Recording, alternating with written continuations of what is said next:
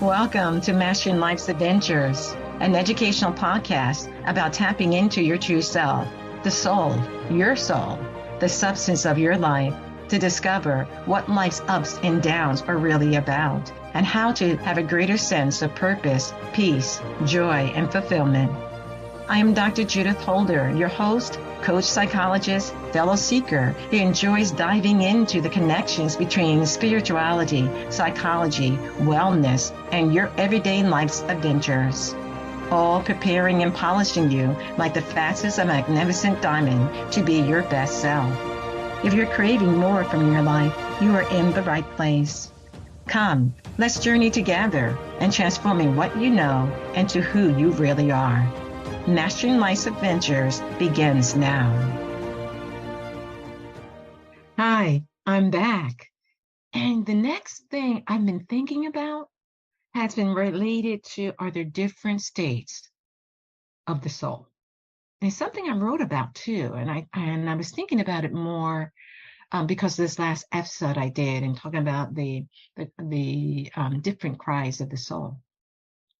And I thought, well, this might be a good sequence in terms of the next to talk about the different states of the soul. And I do talk more about it in Opening Up to Your Divinity, which is an ebook. But what I want to share here, what I would like to share here is related to soul states. I'm not getting into as much details about it, but I think enough because we need to know that the soul does have assistance in helping us moving forward, but we also first need to know what state may our soul be at, and it can be different for each person.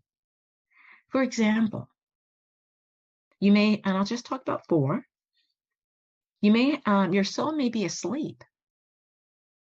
And it's unconscious, unaware, it's dormant, and it lives, in the world. The ego lives in the world in terms of being materialistically focused, and it's wanting to just continue to live life, as it is, because the soul is dormant. It doesn't have an awareness, even though there's still an inkling, even in that dormancy, of wanting something more. But what happens is, in our desire, wanting something, that inkling of wanting something more, the ego takes it in a different light.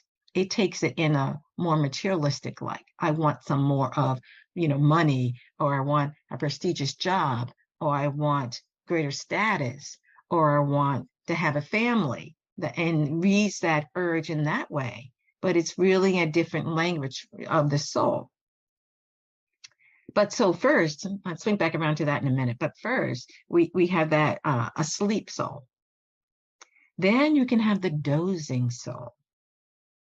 And the dozing soul vacillates between brief periods of awareness and then more moves into this slumbering state. So it's aware that there's something more, but then it kind of goes back into slumbering. And so it can be more prolonged periods in which the soul is being inattentive to and being neglected in some ways. But when it is in that inkling state that comes up, that gets into a greater little degree of awareness, is the intuition, for example. And we trust the intuition, and that's a component of the soul. And so but we then fall back into this napping periods and groggy sense that goes on with the soul. So it's kind of a fuzzy state, and that's that dozing soul.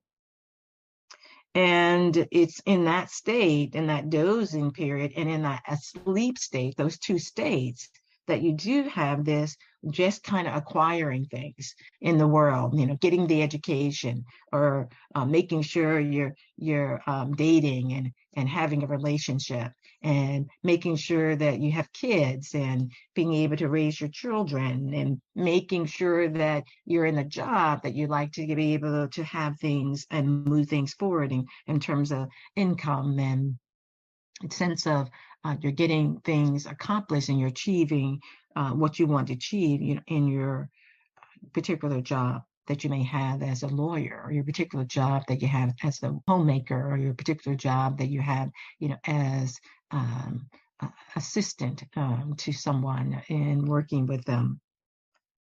But then the third state is partially awake. The soul is beginning to, and the outer self of who you are is being aware that there's emerging sensitivities, that you have a greater sense that there is something more than what meets the eye. And in that partial state, you are trying to get clear about what is the sensitivity that I do have. And at the same time, the ego persona, or the ego, seems to occupy much more internal rental space in our being. Yet at the same time, the soul is urging, prompting, nagging to be recognized more, which can be also be tuned in or tuned out, depending on whether it's to use the experiences in daily living as an opportunity to advance the soul. But it also can be used as an opportunity to advance the ego as well. So there's this partially awake that the person may be trying to do things more intentionally by studying the Bible or by reading different songs in the scripture, which is part of the Bible, or by reading inspirational things that allow them to feel that it's moving them further along in their awareness about their soul. But at the same time, it's kind of there's the competition of the ego, just saying you need to get this job done. You need to spend all the hours that it takes to get it done, or getting into distractions and the social media. Our time is being used or sucked up, through that process, being in the social media. So the partial awake soul knows there's something more, but it kind of is now going back and forth with vacillating with that. Then you have the fourth state, which is what I call the engaged ascending soul.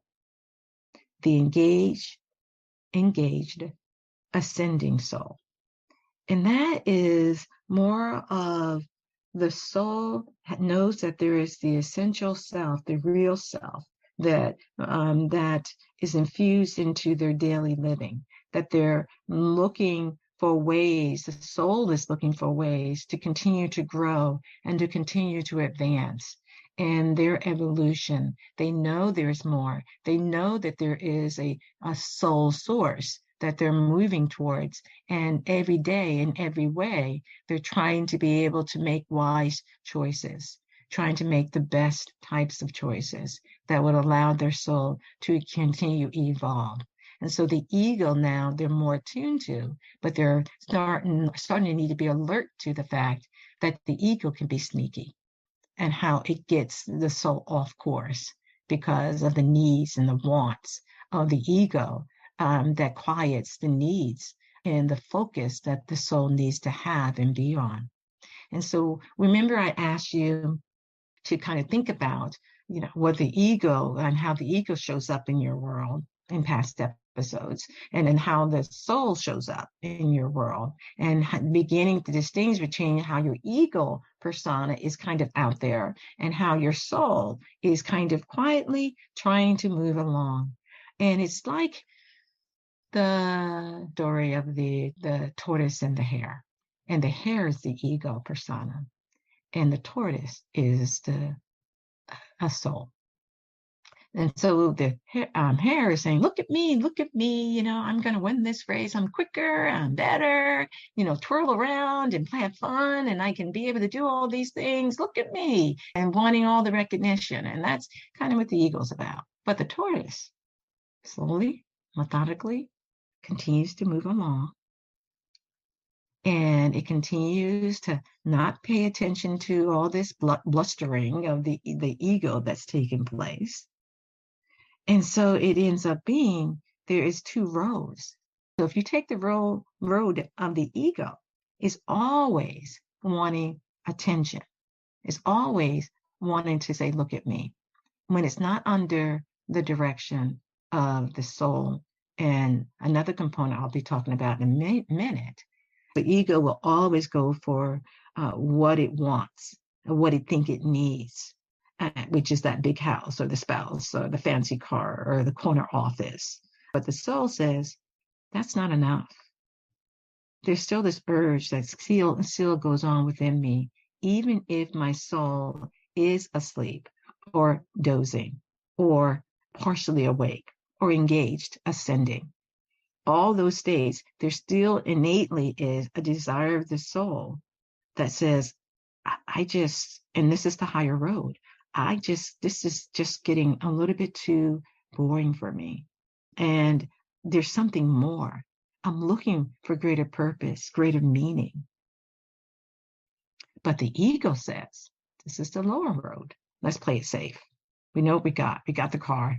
We got the good job, even though it's not a meaningful job, but it pays well. So we got the job, and we got this and we got that. And so let's just play it safe. But the soul, as I mentioned in the last episode, can be crying. And it's crying because it wants your attention. It wants you to move from being asleep to being more engaged and ascending daily to the greater good, to be your best self. And so you need to look at how you're driving your vehicle, which is how you're making your choices.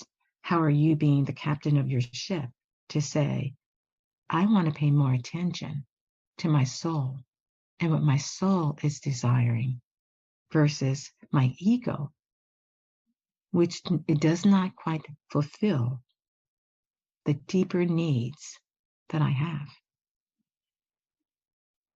And so between this ego and the soul and the kind of friction that going back and forth, guess what? We do have assistance. And that assistance, which is needed between these two ego persona and the soul, is the mediator. And the mediator in the Judeo-Christian tradition was Jesus. He was the mediator that allowed us to be able to have a better understanding of what the soul's need is, because he came to help to move the soul out of jeopardy because of the ego and the materialistic focus of the ego being so strong that it said, the Lord said, Jesus would be the mediator. But people have taken it out of context because we believe that Jesus was the only Son of God. Yes, he was. But Jesus said, the very thing that you do, I do, you can do as well. So he was here as a teacher to teach us and to understand the distinctions between ego and materialistic and being disconnected from the source, and how to reconnect the soul back to its source, and also to have more focus around the soul and how to help the soul to evolve and grow. And one of the things that he did was he taught in parables. He taught in parables. Very interestingly, because he knew the ego and the materialistic mind of the ego can't understand parables. But guess what? The soul can. It can understand parables and understanding the meaning of the story that was being told. But the ego is saying, speak simply, talk clearly. What are you saying? We don't understand. And what he would do, he still talked in parables, because it was not for those individuals who were so ego focused to get the understanding. And if they wanted to get the understanding, it meant that they would need to let go of something, which is their ego ruling. And they would have to be more humble to be able to listen and be more curious and ask for more understanding. of what was being stated. And it's in the simplicity as a little child. We just talked about last time about the baby cries, but as the baby grows, the soul grows. That is that simplicity of the child and childlike awareness and humility that the soul does grow. And we start to understand more of what is that soul desiring and how do we help to cultivate our soul on its spiritual path, allowing it to garner certain experiences that allows it to grow. So it does require that quietness. It does require for us to be able to listen to the stories of our world that are going on, the stories that we find coming into our world or we're involved in terms of those narratives that go on. And what are the themes to those narratives that allows us to understand where the soul is needing to grow. For example, if you're always finding yourself in situations that create anger for you, or situations that create disappointment for you, or situations in which you find that you are being sarcastic in, those are the types of situations you want to stop. Take a step back and saying, what's happening here? Because those avenues are the ways of the ego. It's not the ways of the soul. The soul is never trying to be mean-spirited or sarcastic or unkind or feel it needs to justify itself for what's taken place, or make sure that you understand that I'm superior to you, and therefore you must be inferior to me. I'm going to talk about those types of qualities, in other episodes. But the soul is in listening grace. The soul can have a fervor, like a lion, to say when there's something that's taken place that is not appropriate, stop. That's not appropriate. And that is the engaged ascending soul, because it has greater discernment than maybe the dozing soul. So depending on the state of the soul, depends also how you go about perceiving things, looking at situations that are occurring in your life, in your daily experiences. But regardless of whether it's a sleeping soul, dozing soul, or partially awake soul, or engaged ascending soul, you are on a path to help you to be able to get more aware and more discerning of the ego when it's showing up and when the soul and what the soul need is. So even if you're asleep, the soul, you can awaken your soul by kindness, by reading something that is uplifting, by reflecting, by going back to find a soul quote and write those quotes down and reflect on them and start to ask your own inner self, what do you need? How may I help? You become like the Jesus-like quality to your soul, because Jesus was the model or the mediator to show us how to start to get the distinction between soul and ego. Ego, materialistic focus, soul, being your best self focused, and how to do that. And it does like an eagle. I think of the story of the baby eagle being raised with chickens. I'm not sure if you ever heard that before. That there is this eagle who was raised in a chicken pen, and it thought it was a chicken. It acted like a chicken. It even walked like a chicken. But it was only in the eagle that was flying, another eagle that was flying above, that the eagle that was flying above looked down and said, what is this eagle doing with chickens? Does it not know what it is? But that's where the baby eagle, who was like the soul, is maybe asleep, partially aware that there's something more than what I'm doing currently. And it's only through the eagle who was flying, which is like Jesus, the great mediator, who swoops down and says, what are you doing? And the baby eagle says, what are you talking about? He says, why are you with chickens? And the baby eagle says, what? What do you mean? He goes, you're an eagle. He goes, no, I'm not. I'm a chicken.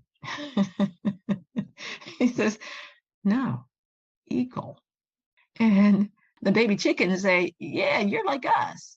Even though they knew, well, you look differently, but you're like us. You've been with us for so long.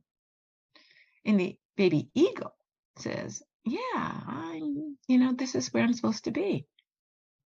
Even though the baby eagle has some desires on wanting something more because it knows it's a little bit different. So the eagle, the bigger eagle says, come with me.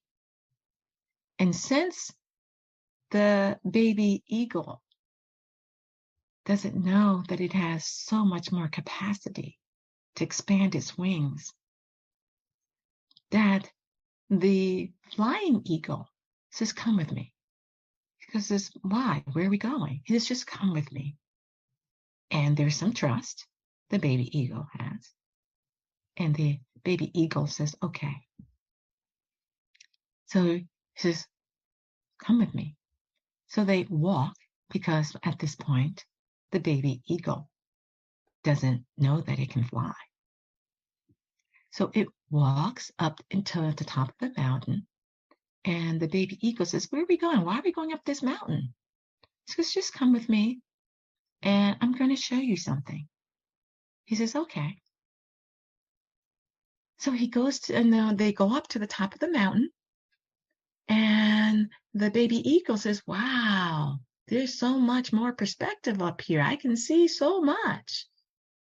And the eagle says, you can do and see even more.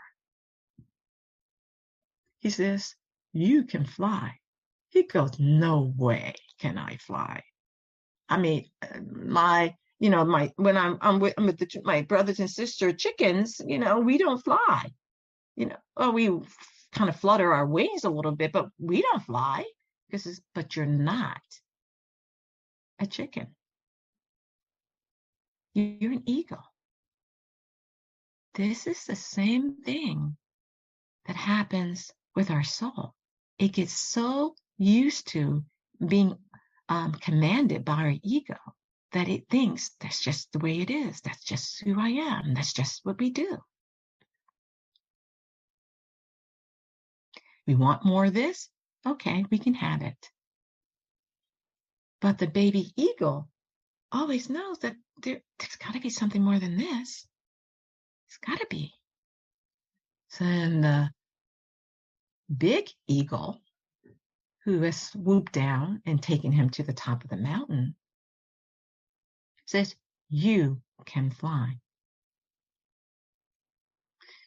He says, no, I don't think so. And this is pretty scary because are you asking me to fly?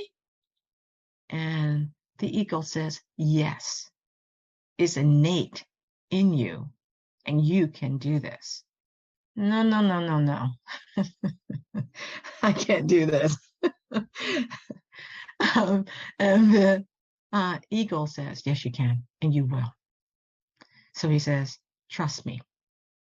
Spread your wings and jump off, and you will be able to fly. And I will do it with you. So after some more coaching, the baby eagle jumps off, and the bigger eagle jumps off and says, flap your wings, you can fly. Flap your wings, you can fly. He starts flapping. He flaps even harder because he's really feeling, scared. And he flaps and he says, I'm flying. And the big eagle says, see, yes, you can fly. And in fact, look down. And what do you see? He goes, oh my God, I see with crystal clarity so many different things. Yes, that's the eagle's eye. We can see more than the average. can see. So fly and enjoy and allow the wind to embrace you. Enjoy the experience because you are an eagle.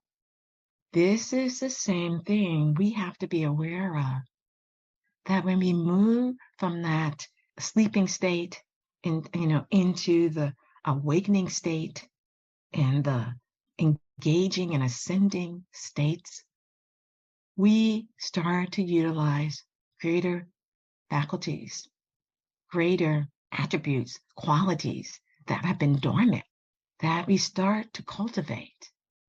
And just as that big ego, there was Jesus who helped us and continues to help with our awareness that the very things that he did, he quickly said, you can do. And he quickly said, don't put idolatry to me. And in fact, those things that you do, I do, you can do. Those things that the eagle could do, the baby eagle can do. It just has to learn how to be one's best self and whatever you do. And know that sometimes there will be challenges and difficulties in that process of being your best self, but you're learning, you're growing, you're learning to love your soul, the soul essence of who you are.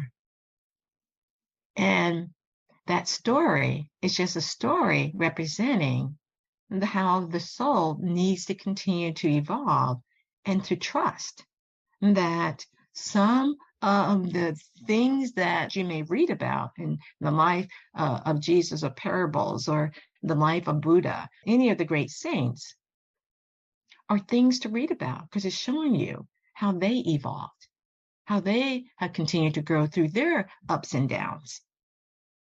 Mother Teresa had her ups and downs and her issues around, at times, waning faith. But she still was consistent. She was the tortoise that continued to move things along in the best way that she knew how and stayed close to her inner source and her awareness of God in her life. How can you do that as well? How can you do that as well? And so Mastering Life's Adventures is about helping you to think about how can I be my best self, but also knowing that our soul can be in different states, and probably even more states than I've even mentioned here. And that there is a purpose and a direction. And I've said this before, that the ego is subservient to the soul and the soul source, your I am presence, that Atman. Yeah. And so we're learning the nuances of what that means, what that looks like. And that's what this podcast is about. Helping to learn those nuances through different ways, different formats that we'll look at and be able to do that in terms of what is soul psychology, and what is that wellness aspect that we need to have in our lives, and mind, body, soul, spirit, and what are maybe ways in which movies and to help to share some stories of soul growth through characters as well. There'll be different ways in which we'll be looking at these things. And I invite you to reflect, to think, to ask questions, because that's what life is all about.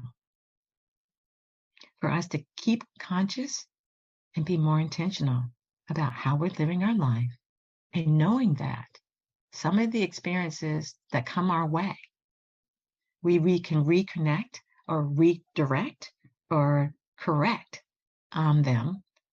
And every day is a new day to be your best self. Take care. Bye. Thank you for joining me for this episode on Mastering Life's Adventures, being your best self through soul evolution. If you have enjoyed what you've heard today, I would be delighted if you would share this episode with others, leave a thumbs up, and subscribe to my Mastering Life's Adventures podcast. Look forward to your joining the next episode. Please leave any comments or suggestions you might have below. Bye for now.